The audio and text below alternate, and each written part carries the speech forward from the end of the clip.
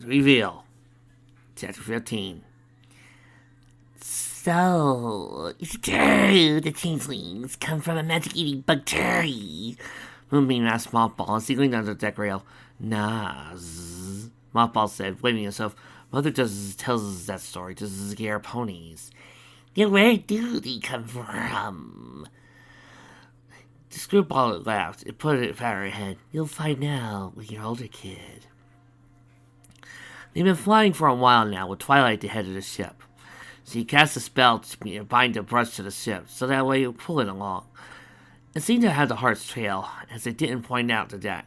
However, every now and then, Twilight had to recalibrate so it could cover a wider radius. So he had a map open in front of her so she could keep track of where they were going.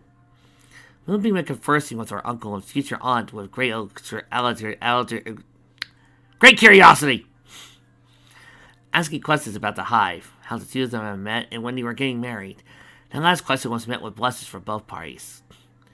As they passed over the Dragonridge Mountains, Moonbeam leaned over the rail and gazed out at the landscape in wonder.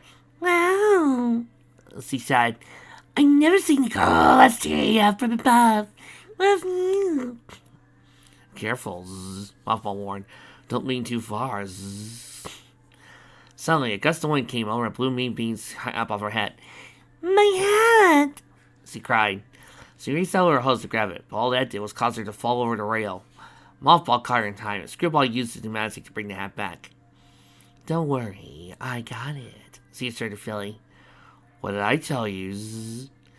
Mothball says he brought his knees back on the back. You should really be more. He trailed off when he caught sight of her horn, and tilted his head curiously at it. Jessie said there were some things Moonbeam couldn't hide in pony form, but he changed some they were changeling parts. This horn was gray and had no holes in it. Hey, neat horn. Oops! Moonbeam exclaimed. She grabbed her hat and was about to put it on when she paused. Wait, you think it's neat? Of course, very unique. Twilight heard Screwball's praises, turned her attention away from her map, and went to examine Moonbeam herself. How peculiar, she marveled. I've never seen a unicorn horn, let alone a changeling horn, that was different in color from the rest of the body. Is this part of your disguise? Moonbeam on her head. Not really. It's always there. Well, it's perfectly solid and straight. Very useful for a changeling. It rocks, Screwball declared. Moonbeam smiled. Really? You don't think it's weird? Have you seen my eyes?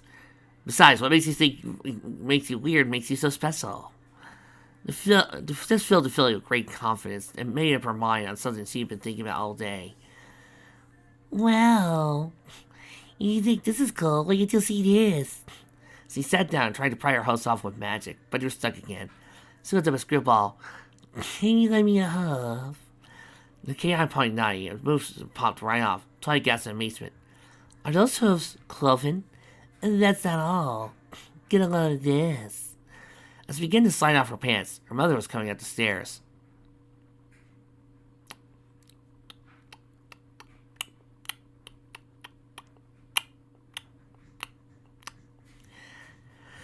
Jessie, want to feel this joke? Of course. Trixie's been waiting all day. What the heck do you think you're doing to my daughter?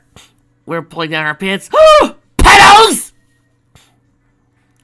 Trixie expected this from Mothball. Hey, why me? You're her uncle. You have two classes to go for. You're either the fun, clever uncle that allows you to have fun and happy adventures, or you're the creepy uncle. Congratulations, Mothball. You just proving yourself by wanting to help take off her pants to be the creepy uncle. Oh, I wasn't going to do anything that creepy. No, but you're now the creepy uncle. Congratulations!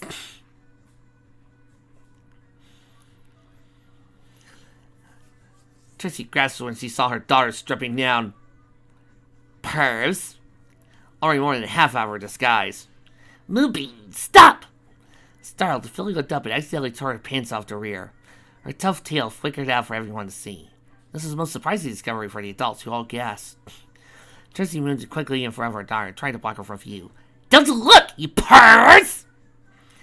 Mom, it's a key, Moonbeam tried to say. Look away. There's nothing you see here. Trixie was without her cape at the moment, her tail brushed by Moonbeam's nose. The filly sneezed into her changeling form. The horn, hose, and tail remained the same, though, as the tail's cord had gone black like the rest of her body. Screwball levitated Trixie to the side of the boat so they could get a better look. What in the world? Screwball uttered. I was curious, Twilight said, rubbing her chin. Was her father a cow or something? Technically, he'd be a bull. And that explains why she smells like a bull, Mothball muttered. Muffy? Screwball exclaimed. He wasn't a bull, Moonbeam said. He was... Don't! Trixie said, Belle trampling over to her. Mom, what's the point? You've already seen me. Shut up! You've done enough damage as it is. She used her magic to grab her daughter by the ear. You're stinging your room for the rest of the trip! But Mom... No buts. You and I are going to have a long talk, young lady. Daddy was a minotaur.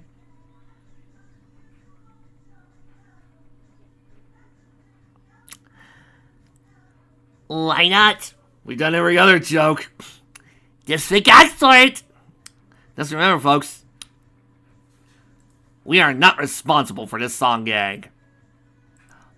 Mama was a changeling. Mama was a minotaur. Dad was proud. He didn't care how.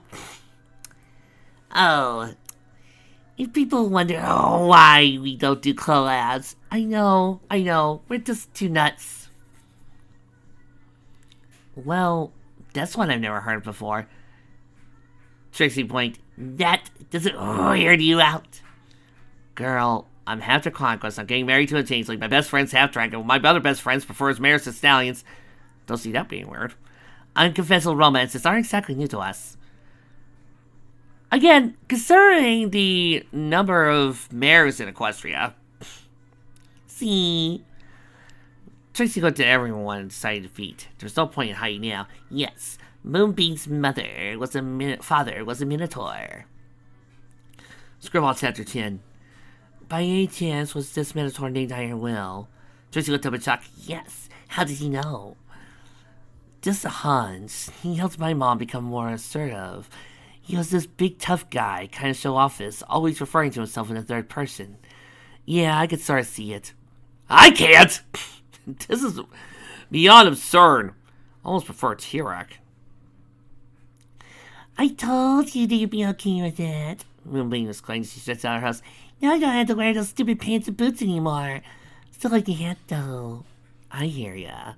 Screwball giggles. The cat flew into Philly's head. Come on, Uncle Mothy. Want to see my room light up?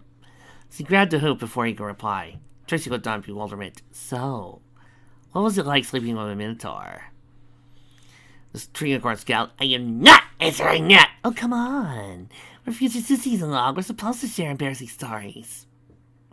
Mantis continued to play fizzle to Chrysalis as he lay in bed, basically awaiting the end. She seemed to grow paler by the minute. Her eyes were so quiet, one would think she had gone blind. It wouldn't be long now. Arachne had barely been bedridden for a day before she passed. It's quite amazing how long you lasted. Mantis accidentally said out loud. Her head sat towards him. What? He took back. Sorry, Your Majesty. It's just that your mother didn't last a day with she. You must be more resilient. Chrysalis looked down at herself. I think I know why.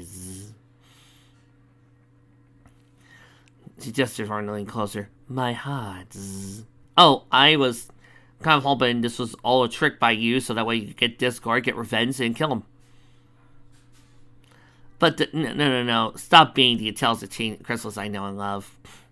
The nurse's changelings said that the royal illness makes its way to the heart. That's why I'm not gone yet. Gerald's eyes widened. So, if the sickness never reaches your heart, does that mean you'll live? Maybe. But with no cures, I'll be in a state of endless suffering. She sighed. That means there's only one thing to do now. She pulled him closer. Mantis, go to the vault. Gerald's eyes flared in shock. My queens, go to the vault. Bring back my heart. You're the only one I trust with it. He stared at her for a long moment and nodded slowly. She released him and he saluted. I won't fail you, my queens. You can't go alone, she said before he could march away.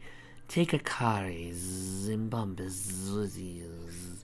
Is that right, Bombus? You know what you need to enter the vaults. Yes, but Bombus, Akari, I understand, but Bombus?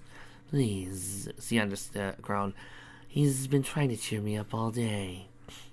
Door swung open. The topic of discussion hovering in the doorway, with a bowl of clean clouds in his hose. Look at Master Z, the lieutenant chirped. I made you stop flood Sunday. You see my own mucus. And I'm done. Crystal's greater chief of the general. Just get him out of here. Mantis nodded and flew past Bombus. Lieutenant, I need you for a special mission. Bombus dropped the Sunday salute. Yes, sir. Yes, sir. Akari, a slim female changeling in light blue armor, fuzzed in front of the general. Captain Akari's reporting for duty, sir, she said with a salute. Mantis grinned approval. At least I'll have one soldier who's disciplined. Come along, you two. We have a long way to travel. Can we get a snack on the way? Bombus asked. I'm going to hate you. Bombus, I already don't like you. You seem worthless. You seem pathetic. A very, very long way with Zine. Very pathetic.